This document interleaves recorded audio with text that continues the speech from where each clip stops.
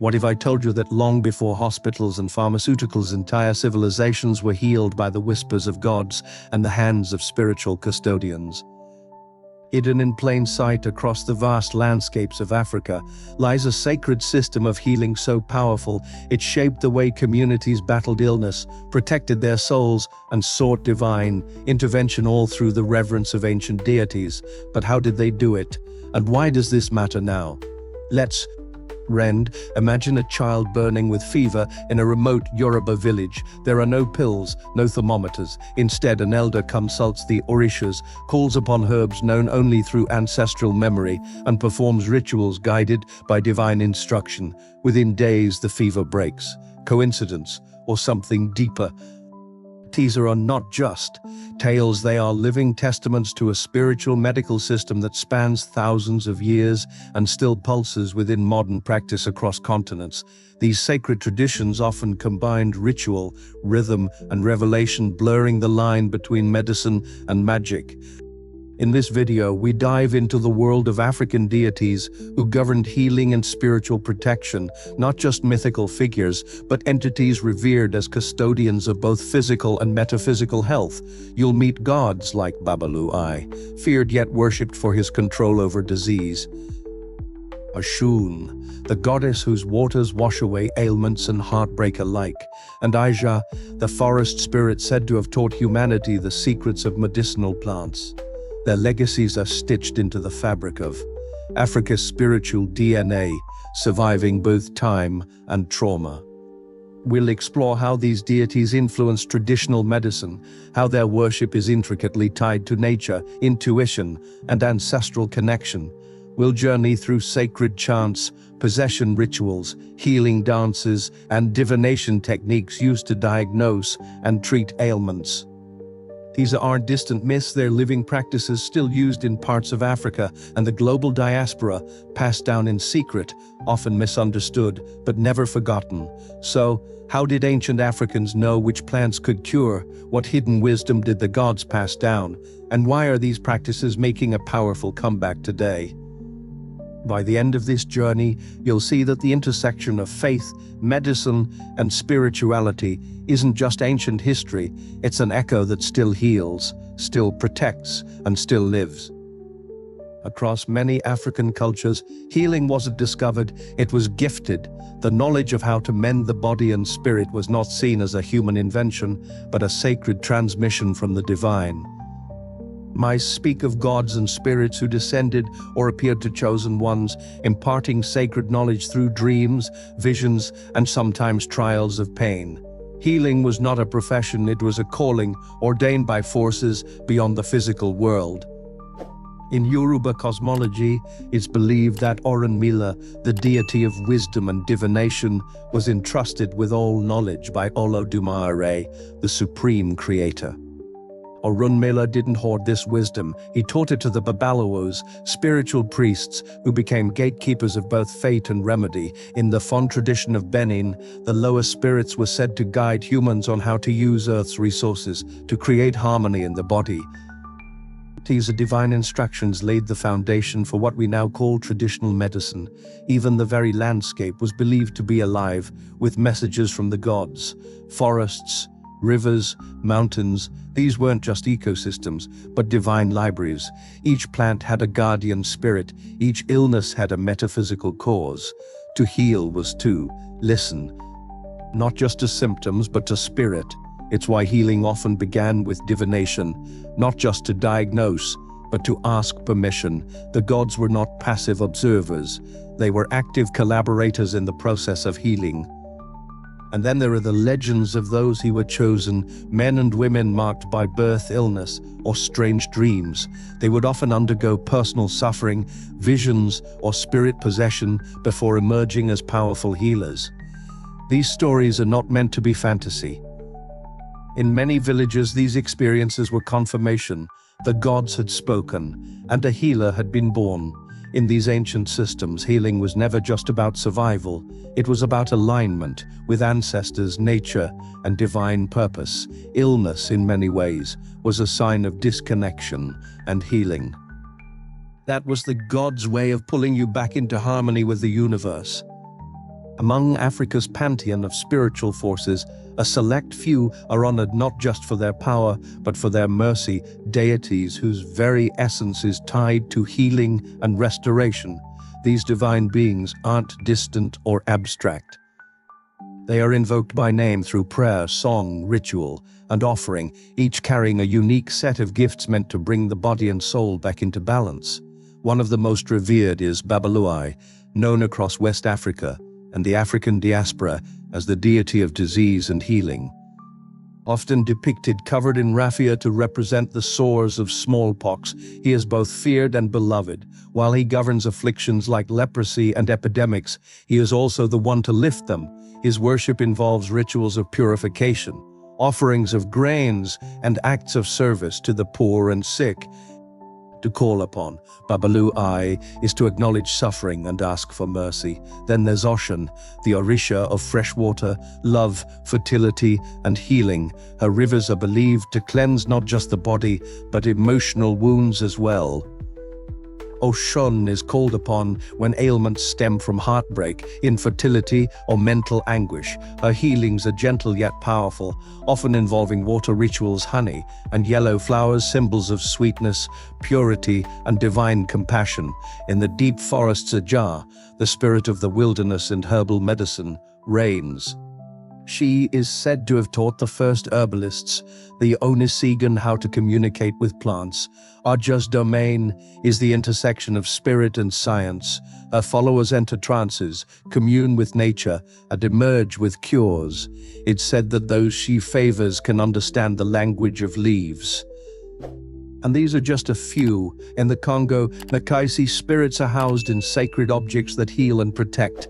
In ancient Egypt, Sekhmet, lion-headed and fierce, could bring plague but also stop it.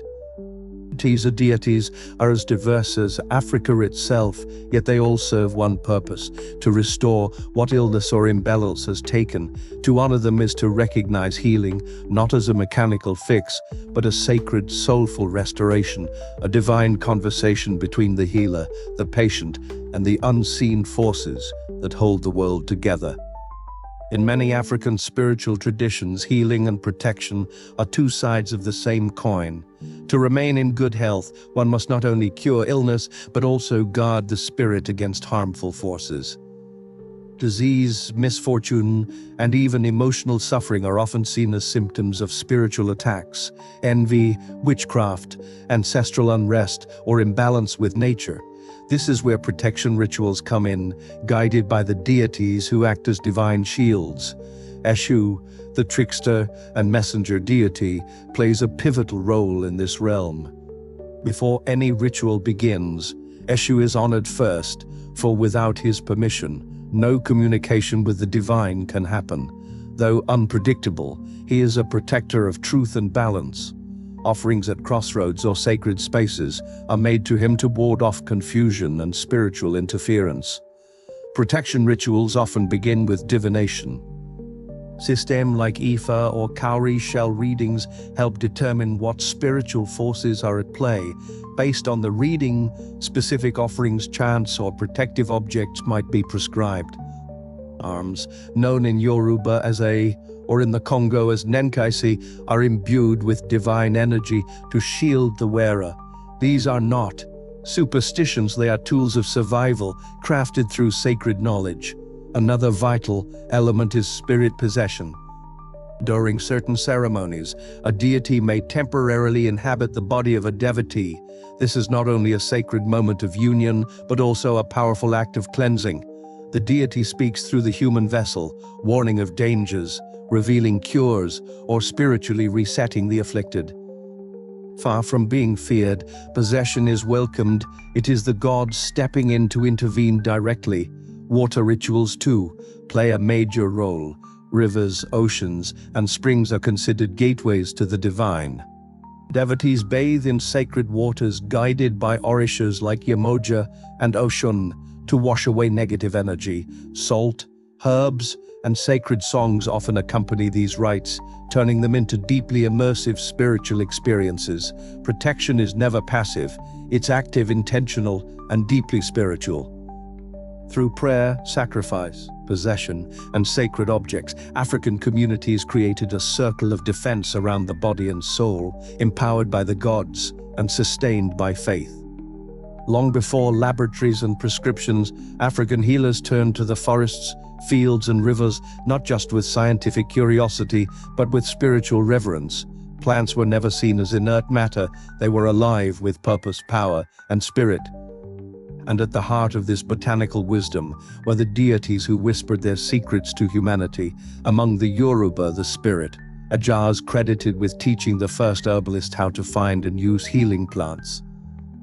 It's said that those chosen by Aja are taken by her spirit into the forest for days, and when they return they emerge transformed, with new knowledge, even new language. These aren't myths for entertainment, they are deeply held beliefs, passed down through generations of traditional healers or Onesigun. Each herb has a dual identity, one physical, one spiritual. Take Euro, a bitter leaf used for detoxifying the body. It's not just a medicinal plant, but a spiritual cleanser used in rituals to remove negative energy. The gods did not simply create plants, they assigned them roles. To use a plant without spiritual permission was considered dangerous or even disrespectful. Knowledge of plants was guarded, transmitted through oral teachings, initiation, and dream revelation. Elders, herbalists, and priestesses did not merely learn botany, they listened. Healing recipes weren't just combinations of roots and leaves, but sacred formulas that involved chants, prayers, and offerings to the spirits of the plants and their divine guardians. In Congo cosmology, Ankaisi objects, herbal bundles, or sacred sculptures are created using both physical and spiritual science. The plants inside are chosen not just for their properties, but for their energetic resonance. These bundles are then awakened by ritual to become agents of healing, protection, or transformation. Every leaf, bark, and root becomes a living conduit of divine will. This sacred herbalism is not primitive, it is profound. It understands that healing is not just about fixing the body, but aligning the body with spirit. The plants are more than medicine. They are messages, direct gifts from the gods, waiting to be understood by those who still remember how to listen. Despite centuries of colonization, religious suppression, and forced assimilation, the ancient practices of African spiritual healing have not only survived, they've evolved and traveled across oceans. From Lagos to Havana, from Accra to Bahia, the voices of the ancestors still echo in sacred spaces, still heal the sick, and still guard the spirit. In Nigeria and Benin, traditional healers remain pillars of many communities. When modern medicine fails or when afflictions are believed to have spiritual roots, people turn to the Babalu-Aye, the Onizigan, or the Mambos, priests and priestesses who continue the lineages of divine healing. These aren't marginalized practices. They coexist with modern life, woven into weddings, births, illnesses, and funerals. Across the Atlantic, in places like Brazil, Cuba, and Trinidad, the African deities are known by different names but wield the same power. In Candomblé and Santería, the Orishas are honored through drumming, dance, possession, and healing rituals. Babalu-Aye becomes a Molu, Oshun becomes Oxum, and their devotees still seek their aid for physical and spiritual wellness. Herbs are blessed, altars are built, and sacred songs call forth the presence of divine protectors. In Haiti, Svodo, the Lawa are not relics of the past. They are family. They are called upon to cure illness, protect against evil, and maintain balance in the household. Gasson ceremonies, herbal baths, and ancestral offerings remain essential tools in the healer's kit. These rituals aren't hidden in shadows, they are public, celebrated, and sacred. Even in the West, where skepticism and science dominate, African spiritual systems are gaining attention. Wellness seekers explore ancestral medicine. Black diaspora communities reconnect with forgotten traditions. Documentaries, books, and spiritual teachers are helping dismantle old stigmas and reveal the deep intelligence within these ancient practices. These traditions are not just surviving, they are adapting, expanding, reclaiming their place in the world. From urban centers to rural shrines, from digital spaces to ancestral groves, African spiritual healing remains alive, not as superstition, but as sacred. Science guided by the gods, grounded in nature, and passed through generations with unshakable devotion. What we've uncovered isn't just a history of ancient medicine, it's a living, breathing legacy of spiritual genius. African deities, once whispered about in sacred groves and moonlit ceremonies, continue to walk beside their devotees, guiding hands, healing hearts, and protecting souls. Their presence can be felt in the rhythm of the drum, the rustle of sacred leaves, and the quiet prayers offered to rivers, trees, and ancestors. In a world that often separates science from spirit, logic from love, these traditions offer something rare, a healing system that understands the body and the soul. Where Western medicine asks, "What are your symptoms?" African spiritual healing asks, "What has your spirit endured?" It invites us to reconnect with our roots, with nature, and with the divine forces that shaped our ancestors' understanding of wholeness. This isn't about rejecting modern knowledge.